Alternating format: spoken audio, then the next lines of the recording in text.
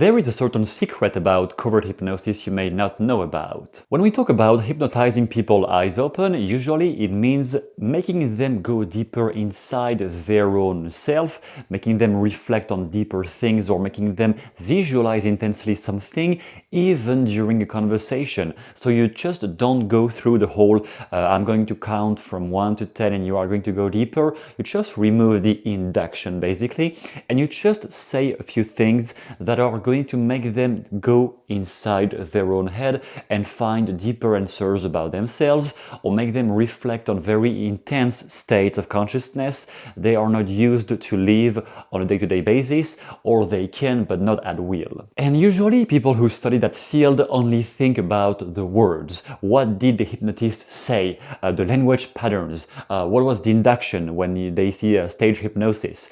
The words, in many cases, are just a tool. They are not the foundation. At the root cause of everything, we might mention the relationship you have with the person. If the person doesn't know you by any means, it's going to be tricky to hypnotize people right away like this. If you are the friend of a friend, you already have a kind of relationship with that person because you already have the trust of the mutual friend. That is a big component here. When somebody doesn't really know you and you don't have any authority, or your name is not known, might be trickier. As soon as there is any kind of comfort built with the other person, you can start hypnotizing them even with their eyes open. The first big clue I like to mention is how focused you need to be on the situation and on the other person for that person to give you an equal level of attention. If you are constantly worrying into your own head, thinking about something else, guess what? The person will not even be connected to the words you say. But if you intensely focus on them at the moment you speak, curiously they will start to open their ears much more widely and listen to you much more carefully. One big example to do that, to accomplish that, is to use the 3 points of attention. For example, if you hear or if you watch me speaking right now, you can look into my eyes, or you can look the red tie right here. Whatever you look at, just look at that and be aware of my hands just behind. Don't look at my hands, but notice them in your peripheral vision. As you watch them, or as you watch what is in the center, you can remain aware of that. And now if I remove my hands, you can still be aware of what is behind me, or as you look here. That is how you disengage the ability of your brain to worry about unimportant things, or to just go into your own loop of misery and thinking about the irrelevant things, and focus on the person at hand, the person in front of you. When you do that as you speak, or at least in the beginning when other people speak, give them your full attention. Don't do any too nervous gesture like you're waiting for your turn to speak. Pause, listen carefully, watch what is behind them. Look into their eyes, but watch what is behind them. And as you do that, you will create a sort of altered state in yourself, and therefore, if you have comfort built with the person, then your altered state will make them go in turn into an altered state in the same way. So you are going to make them relax, slow down, and get into a comfortable state into which you can lead their mind. If you just too fast, go too fast, way too rapidly into any kind of storytelling or whatever, and you don't have their attention yet, it won't do anything. Because you don't have their attention yet. You didn't spark a curiosity inside their mind, for example. Another big technique to set up the frame of a hypnotic conversation is to imagine there is a red spot or a red sphere just in the middle of my head. As you talk to me, you just imagine that you are talking specifically to a red sphere, a red spot in the middle of my head, like in the middle of my brain or whatever, and you visualize that as you are speaking, or any kind of words you say, they will just hit my unconscious much more easily if you focus on that as you speak.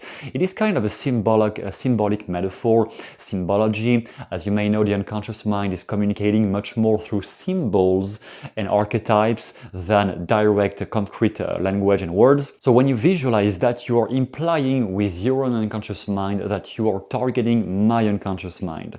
And that is forming a way deeper connection connection between you and me than if you just rehearse something you read online about a hypnotic script or whatever.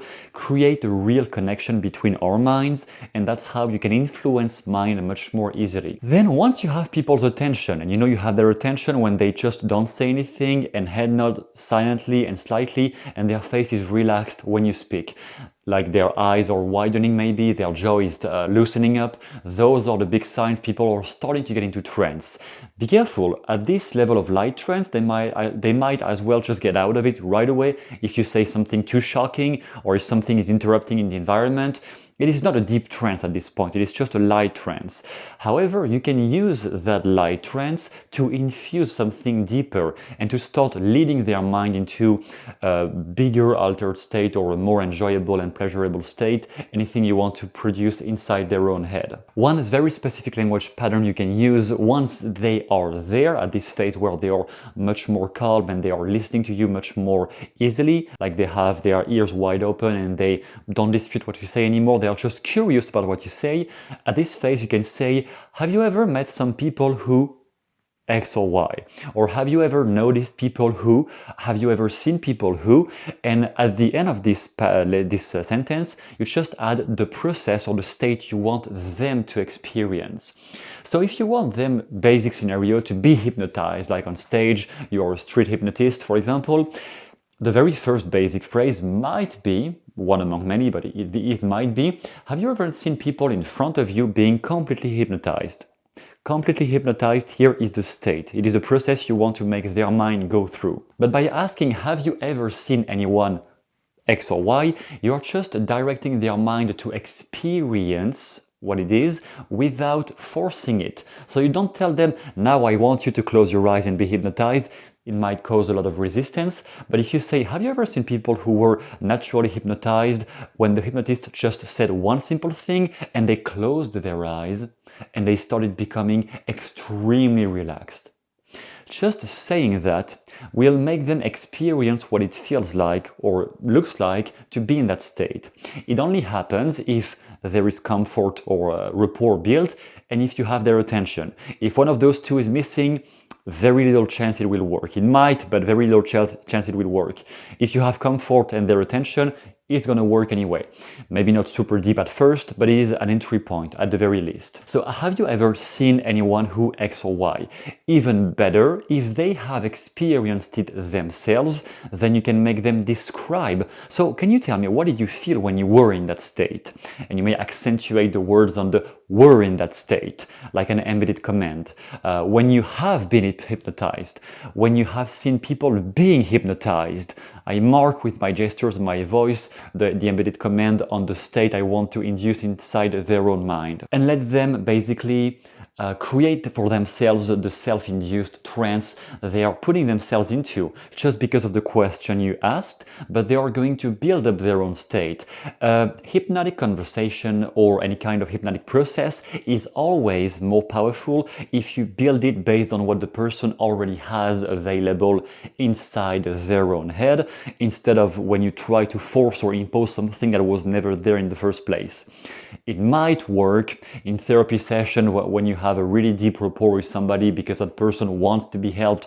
It might work, but in any case, it is going faster and smoother if you use what the person already has available inside their own brain, instead of trying to force something that never belonged there in the first place. If you enjoy that type of topic, you can check my book called Covert Hypnosis in Real Life. It will teach you all the tricks about that, getting people under a hypnotic state, anchoring a hypnotic state conversationally, bringing them back into a positive state even when they are feeling low, feeling down, and you can just play with their representations like that all day long. The book is down below in the description, and I will see you pretty soon in the next video.